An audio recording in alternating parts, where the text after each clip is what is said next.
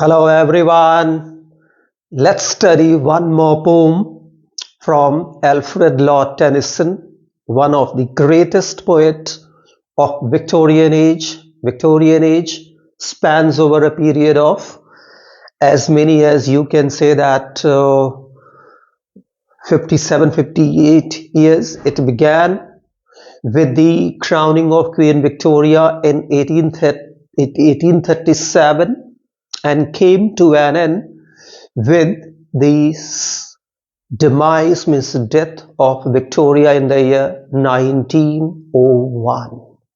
The poem that we are going to discuss in detail and study line by line is Ulysses, one of the greatest hero of wars, or one of the greatest warriors of Greece, a great name in the legends of Greece.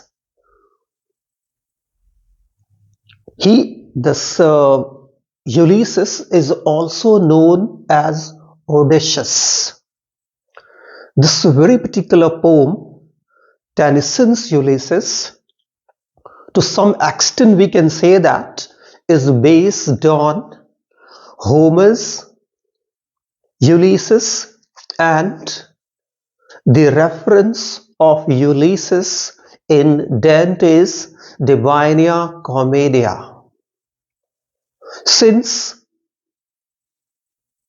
Tennyson is actually known for Victorian compromise between thought and emotion, between science and religion, between belief and, you can say, scientific reason, we here find that compromise or that understanding. On one hand, Ulysses is a man of adventure. On the other hand, his son Telemachus is very much traditional. On one hand, Ulysses is heroic. On the other hand, he is unheroic. This poem is a dramatic monologue. And you know what happens in dramatic monologue?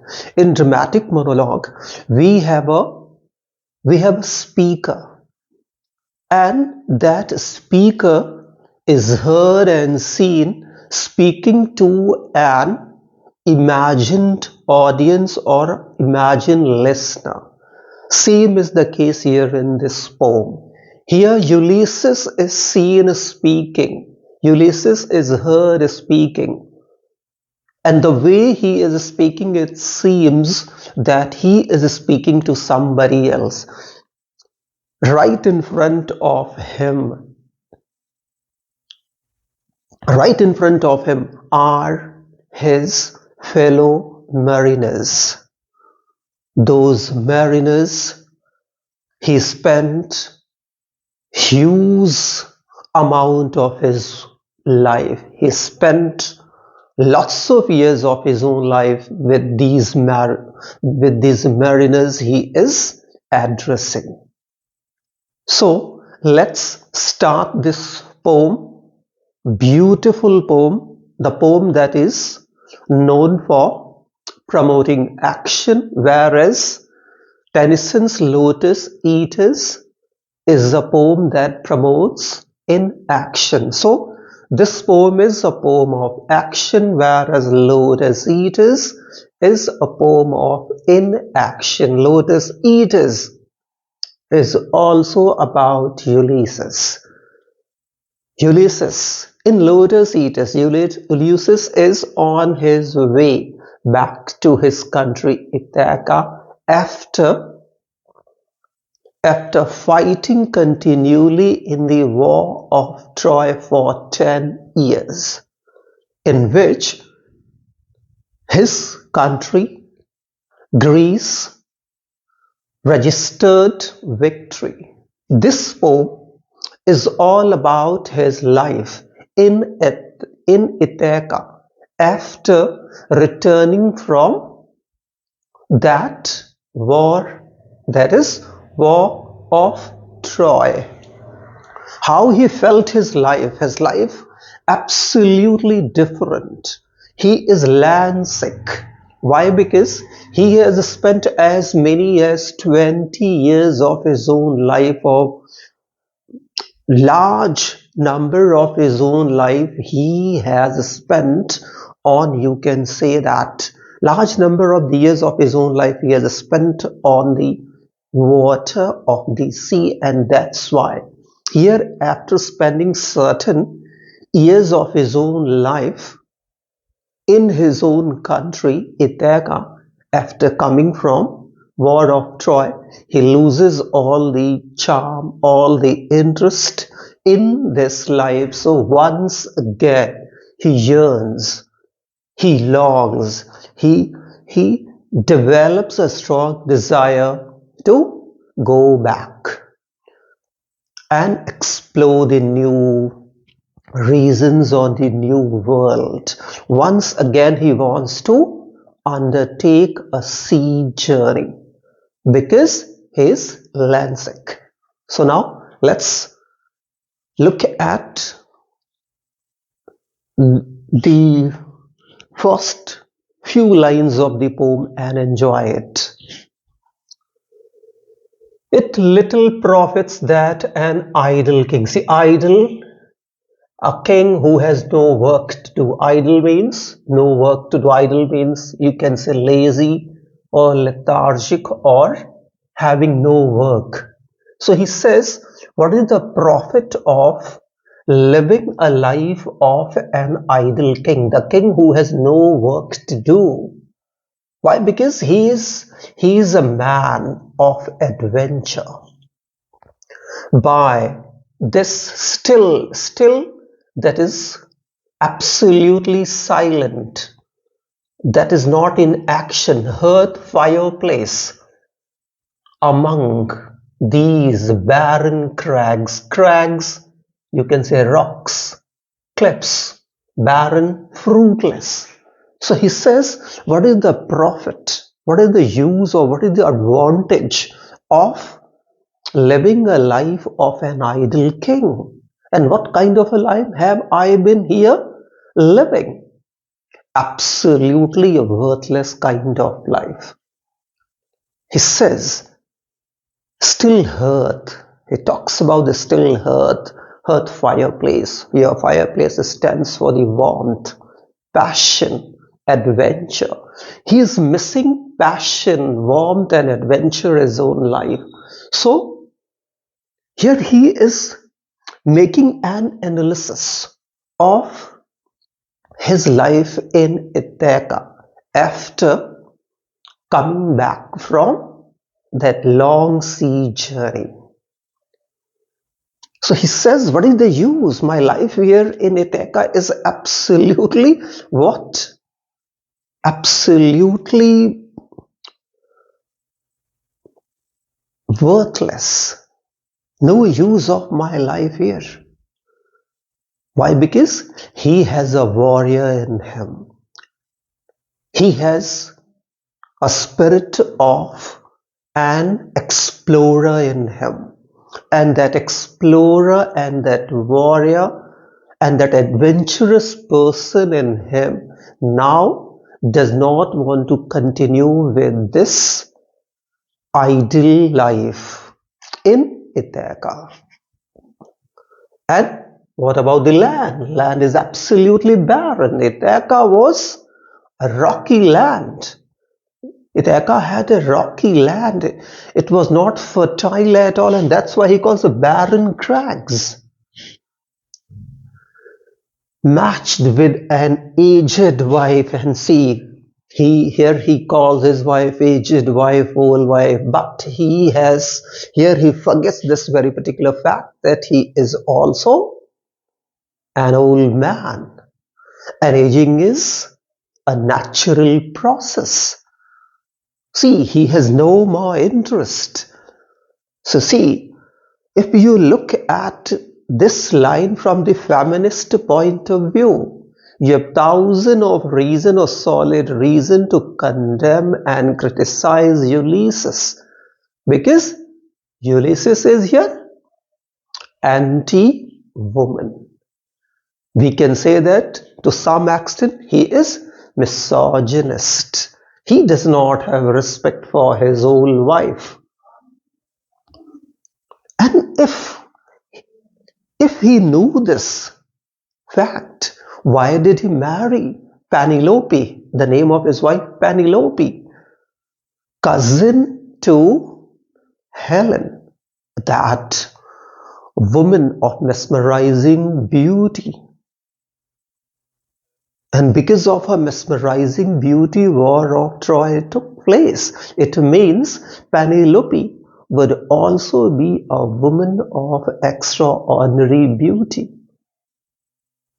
But at present, she is old.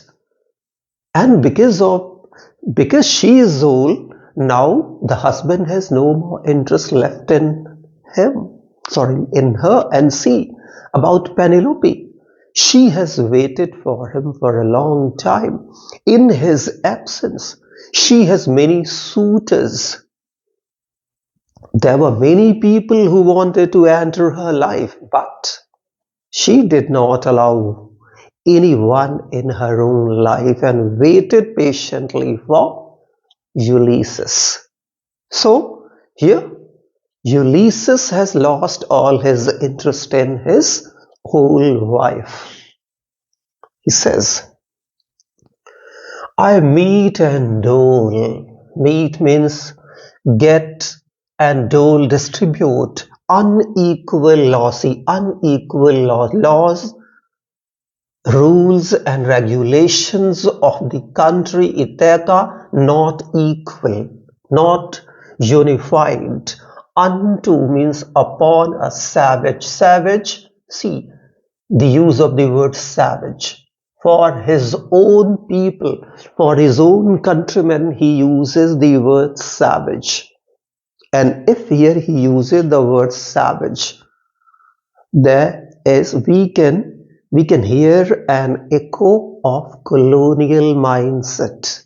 The British took us as savage, took most of the countries of the world savage, uncivilized, and that's why they came and tried to civilize the people. So here there is an echo of colonial mindset. He thinks himself superior, just as the British felt themselves superior to us. Here he says savage means uncivilized, mannerless. It means here he is distancing himself from his people.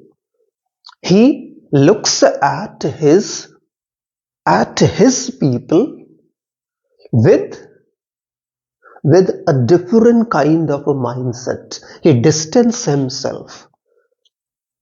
He does not consider himself as the part of his country. Yeah, and one reason we can give it. Why? Because he has spent most of the years of his own life traveling, exploring, visiting here, visiting there, going here, going there. And that's why somehow he does not feel comfortable with his own people and call them savage. Why? Because he considers himself well civilized, and no doubt at all. So, colonial mindset here, that hoard, collect, accumulate, gather, and sleep, rest, and feed and eat, and no, not me. See, identity crisis, we can say that. So he says, what do people of my country do? They collect and accumulate. They eat, drink, sleep, and do not know me. He says, no, not me. Identity crisis. Somehow he thinks that people of his own country do not know his potential, his value. They don't know his position, his power, his ability, his qualities. And that's why they do not honor him the way he wants them to honor him. He says, I cannot rest from travel. Now he says, now I am deadly sure, doubly sure that I'm not going to stop. Nobody is going to stop me from travel now. Now I'll go on a travel. I'll once again go back on a sea journey, on a voyage, because I'm land sick. I will drink life to the lees. Life to the lees, yeah, life is compared to a drink. That drink that has already been drunk, and only sediment is left on the bottom of that glass. The drink is sipped or drink is had. He means to say here he compares the life to a drink, and the drink is already drunk. Only the sediment is left. It means he has lived his life. He has lived most of the years of his own life, and only a few months, or you can say just years, or few days, or few hours of his life are left. And that's why he calls them just, I want to drink life to the least. So metaphor, beautiful use of metaphor, you see this. So he says that he now wants to live the life to the fullest, though a few hours, or few days, or few months, or a few years of his own life are left, but he wants to live them to the full. He wants to use those days in exploring, in doing some adventure. He doesn't want to just he doesn't want to let the few years of his own life, a few months, or few days of his own life go waste doing nothing, but he wants to live it to the full. See, all times I have enjoyed. So see, he says that I have had a great life. I have had great years in my life. It means the large number of his own years of his own life were full of joy, enthusiasm, and passion. Means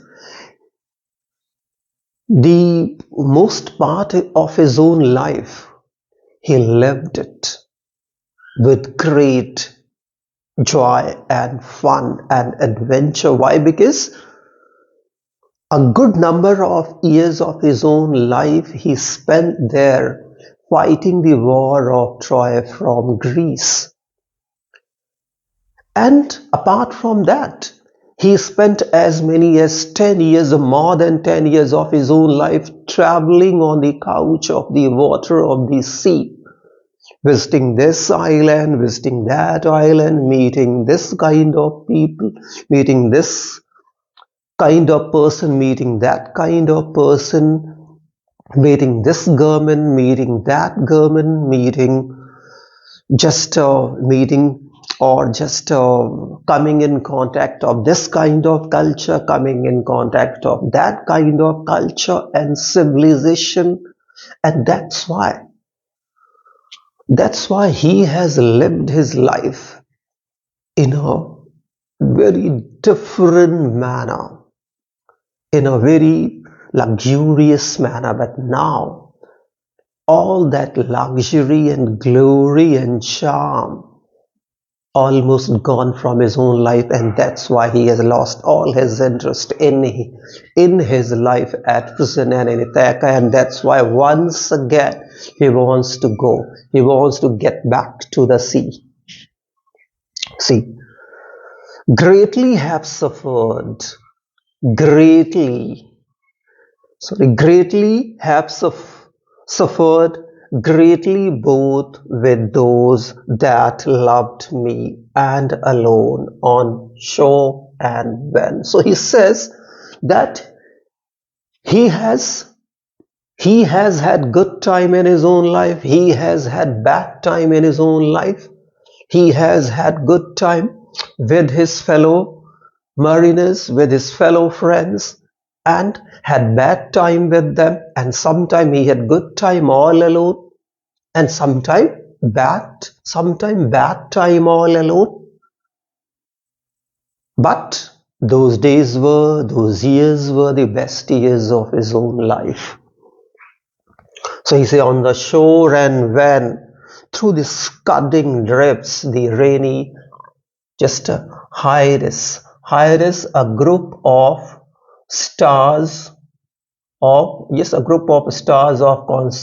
constellation of Taurus, Taurus, Taurus, you can say that, waxed disturb the dim dark sea, I am become a name. So he says that he has lived his life to the full in a very different or in a very passionate and enthusiastic manner, but that enthusiasm, that passion, that warmth is gone. He says that I had good days, passionate days, days of glory on the water of the sea, on the land, in different countries, with his fellow friends or by himself. Sometime he faced this storm and he thought that a storm was caused by the Hydus, a group of stars of constellation of Taurus, responsible for the rain, they thought that Hydus were responsible for the heavy rain or heavy storms. He says sometime he had the bad days in his own life. He had a storm in the sea, he had cyclone in the sea, but those cyclones did not deter him, but instead he enjoyed them. Though he suffered a lot, but there was a different kind of adventure in that suffering. And because of that, he has become a name, means he got name and fame. Wherever he went, he was honored.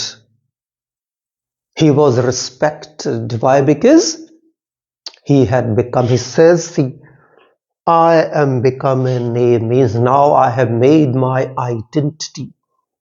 I have earned name and fame. And somehow he is missing all that he had, and that's why once again he wants to go back to the ocean, to the sea, to explore the new world. That's it in this video, my dear learners. Provided that you find some complication, do let me know.